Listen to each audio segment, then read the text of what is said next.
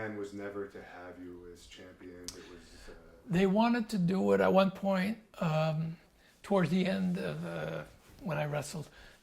Actually, when I gave my notice, it was SummerSlam '89. I went to see Vince, and I'd been thinking about it. It'd been 3-4 months. I'd been thinking about it that I wanted to retire. It was a road that was getting to me, and also a lot of injuries too, because the schedule was hectic. It was worse back then than it is now. Right now, they still say they have a hectic schedule, but what we had back then was insane. At one point, I got home 3 days out of 41. So, but it was like that all year round. After WrestleMania, I had 2.5 weeks off, and that's it the rest of the year. I got to come home here 5 days a month, not consecutive 5 days.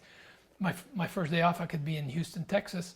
That's my first day off. I come here, I get home at 6 at night. That's my first day. I got 2 days left. I'm gone for another 2 weeks. It was like that all year round. And so the injuries, they add up. Being on the road all the time gets to you. And I just didn't have the financial motivation to want to do it anymore. I didn't need it anymore. So when I gave my notice to Vince, in March, I remember saying 50% chance I'll be done by September, but 100% chance I'll be done before Christmas. Because I'm not an impulsive person, I think it out. And I waited. In March, I knew I was going to end that year, but when, I didn't know. I gave myself until August, 5 months to think, is it just a phase I'm going through, that I'm just tired now of being on the road, and all of a sudden I'll get over that feeling and just want to keep on going? Because our careers were going well. We were with the Rockers, we were making money, everything was, things were great, and I wanted to leave. It's like there's something, by August, after SummerSlam, the next day we were taping, and I wanted to meet with Vince. My brother was with me. We had spoken about it and all that, and went to see Vince. We wanted to give him a notice. Vince says, "What? You guys can't leave. I haven't started. I haven't even started what I want to do with you guys." And I explained to him, Vince, I said, it's not a matter of money. We're not trying to negotiate. I said, the only thing I have to say to you is thank you. Thank you for the opportunity. Thank you for everything. It's been a hell of a ride. I just want to go home.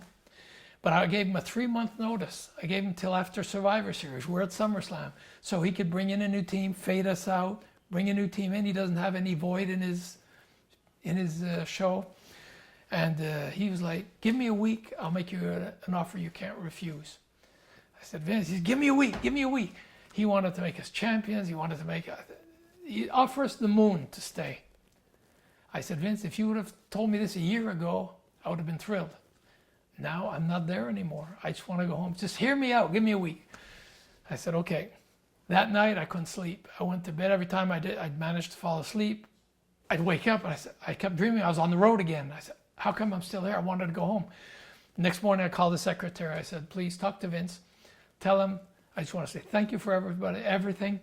I just want to go home. Ask him to respect that. That's when he came up with the idea. He said, Pat Patterson, I have to find a way to keep him. And that's where they came up with the TV commentator and announcer and stuff like that to keep me implicated. And you already spoke about why you decided to retire from pro wrestling. Was your brother okay with that? Because your brother ended up continuing on wrestling.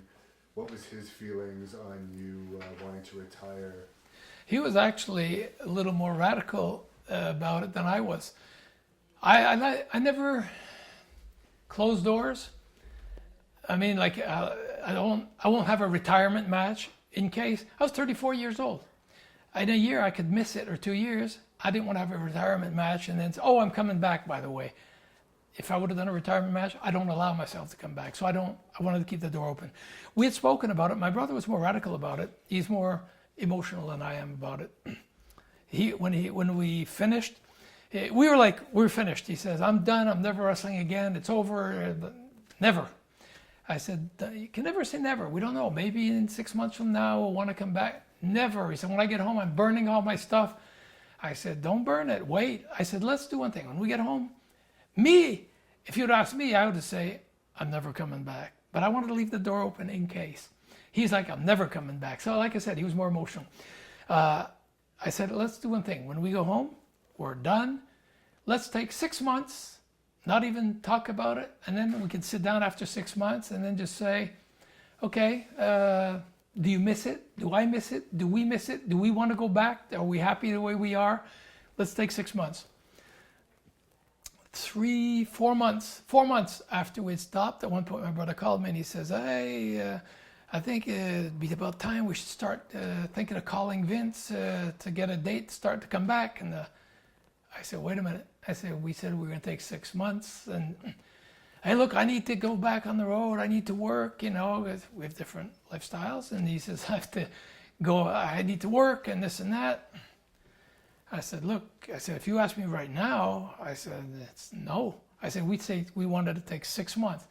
But he got a little more emotional about it, that he wanted to go back. He needed to go back.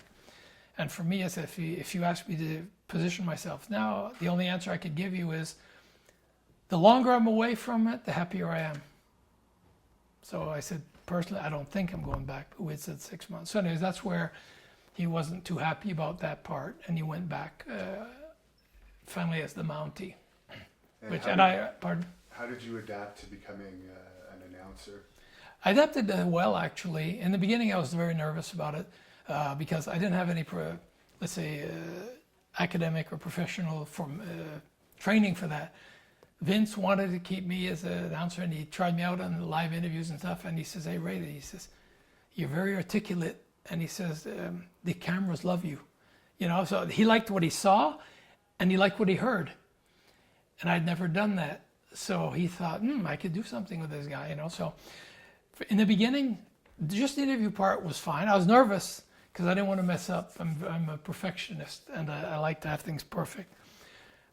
When they started having me as the anchorman for the show, the main commentator, that was a little more nerve-wracking because all of a sudden, I'm the lead. I'm getting all the cues. I'm getting the ins, the outs, where we're going. I was doing simultaneous translations. I have the producer speaking in English. I'm describing in French and translating English to French. I remember in the beginning, I used to leave there. I'd have a headache. I was burnt. I was like exhausted from the concentration that it took. After a while, it was fun. For me, I took it like a new challenge, a challenge to live up to, you know, and I enjoyed it. I really liked it. And you ended up even doing some English face-to-face segments. Yeah, and slam. actually, I'm the only one that did from the beginning to the end of that whole face-to-face segment, which lasted a good while, a couple of years. I was on the first and the last, every single one. I did everything for Canada, English, French. I did a lot of English for the United States, and I did everything English for international. So it was actually, I'd go there, I'd spend a day and a half in studio doing face-to-face interviews. That was very good, actually, good training.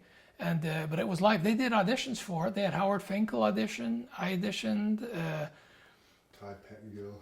Yeah, there were a few people, and finally it was Gene Okerlund and myself that started the face-to-face. Then Todd Pettengill came in, and there was somebody, but it always me and somebody else, I was there the whole time from beginning to end. And what led to the end of your announcing days with the WWE in, I believe, 2002? February 2002. We had the contract with RDS here in Quebec, and but the big contract, that's not the big paying one here. It was Europe. It was Canal Plus in France. We were every week showing on in France, Switzerland, Belgium, and Africa. That was a big money contract for the WWF. And then at one point with the WCW thing, Ted Turner was trying to cut Vince everywhere he could. He approached Canal Plus with them. He'll charge them a quarter of what the WWF is charging, plus I'll give you a whole bunch of stuff from Turner Broadcasting and this and that.